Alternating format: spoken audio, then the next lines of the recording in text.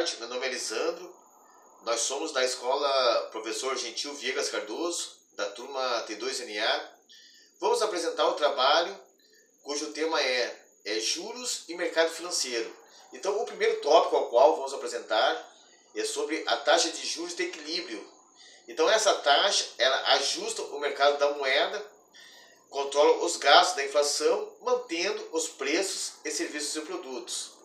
Então o mercado monetário, então a palavra monetário significa dinheiro, opera a curto prazo, com o objetivo de controlar a economia, criando alternativas para a aplicação de saldos e recursos de caixa, aonde o dinheiro aplicado se transforma em títulos, então assim equilibrando a economia. Então o governo tem um grande papel nesse processo, porque muitas vezes, através da carga tributária, através dos impostos cobrados tanto na alimentação, ele reduz alguns impostos, assim equilibrando o poder de compra do consumidor e das empresas, gerando mais consumo, aumentando a economia e gerando mais empregos. Então assim equilibrando a economia. Então agora vamos falar sobre a inflação. O que é a inflação? A inflação é o aumento dos preços, aumento dos serviços e aumento dos bens.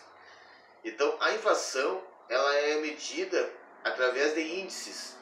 Então nós temos o ICV, é o índice de custo de vida da família. Então o aluguel, vestuário, alimentação, escola, todos esses gastos gerais, o aumento excessivo dos valores, geram inflação. Também nós temos o ICC, é o índice da construção civil. Então ele mede os materiais, a mão de obra e outros relacionados à inflação. Então essa é a denominação da inflação. Vamos falar sobre a inflação de custos. Todo aumento de preços dos produtos repassados ao consumidor gera um aumento de custos. Então, na produção de produtos, na oferta de bens e serviços. Então, um fator que afeta a inflação é o monopólio. Então, o que é o monopólio? São várias marcas ou etiquetas concorrentes que aí tem guerra de preços. Aí, de repente, uma pessoa ou grupo de empresário compra ações ou empresas desse produto. O que acontece? Então aí não haverá mais concorrência. Então há um aumento desses produtos, gerando a inflação de custos, gerando desemprego e gerando menos consumo desse produto. Então essa é a denominação da inflação de custos. Então vamos falar sobre a taxa de câmbio. O que é essa taxa? É a compra da moeda estrangeira em comparação à taxa de preço da moeda nacional. Ou seja, é a compra da moeda como o dólar, como o euro, relacionada à nossa moeda real. Então aí nós vamos encontrar nesse mercado, o mercado de divisas. O que é esse mercado? É a aplicação de recursos da moeda estrangeira, como o euro, como o dólar. Um exemplo que eu vou citar é pessoas que recebem pagamento de bens e serviços vendidos no exterior, compram a moeda, como o euro ou o dólar, para importar mercadorias ou para pagar empréstimos contraídos no exterior.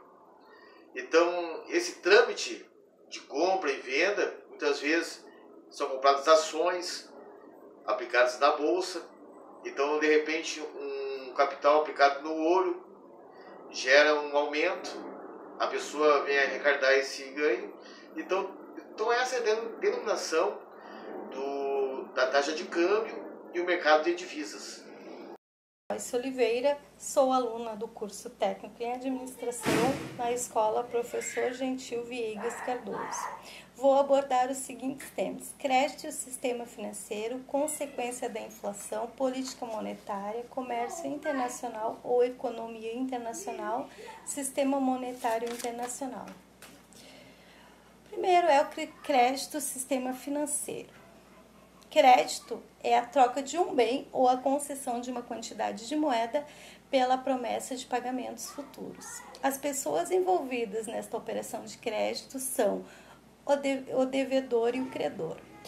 O credor é a pessoa que empresta determinada quantia com a promessa de pagamentos futuros. E o devedor é a pessoa que deve pagar o empréstimo.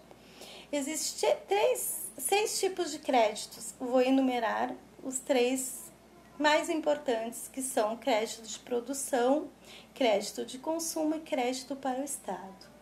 O crédito de produção é dado às empresas para que elas façam frente às despesas de produção, assim como despesas de investimento e giro.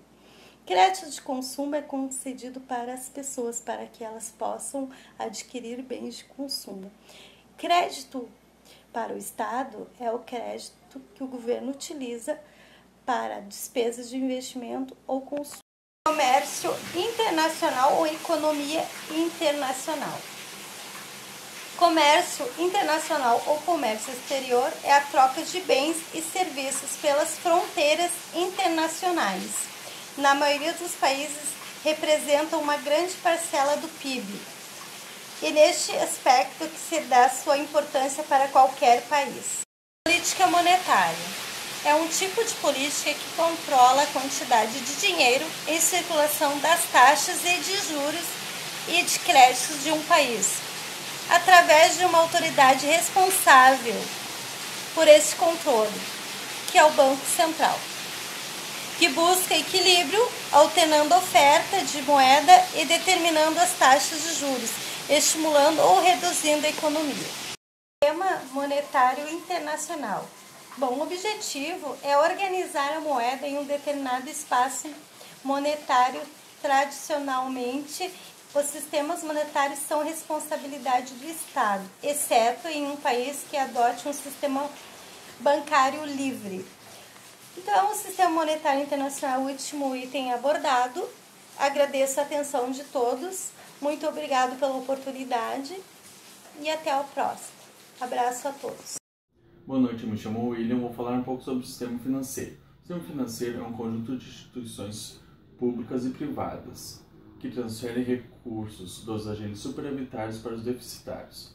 Essa transferência é chamada de intermediação financeira. É o processo entre superavitários que têm dinheiro e visa ganhar mais futuramente, e os deficitários não têm dinheiro agora e não se importa pagar mais futuramente. A remuneração do sistema financeiro é chamada de spread. É a diferença entre a taxa cobrada dos deficitários e a taxa paga aos superavitários. Bom, agora eu vou falar sobre o balanço de pagamentos. O balanço de pagamentos é o registro contábil das transações de um país com outros países, em um determinado período de tempo. Este saldo é somado ao resultado nas contas de capital para obter o saldo do balanço. A inflação de demanda. A inflação de demanda é causada pelo aumento da demanda. Significa que há um excesso de procura dos bens e serviços. À medida que o produto interno bruto, no caso o dinheiro, aumenta, o desemprego cai.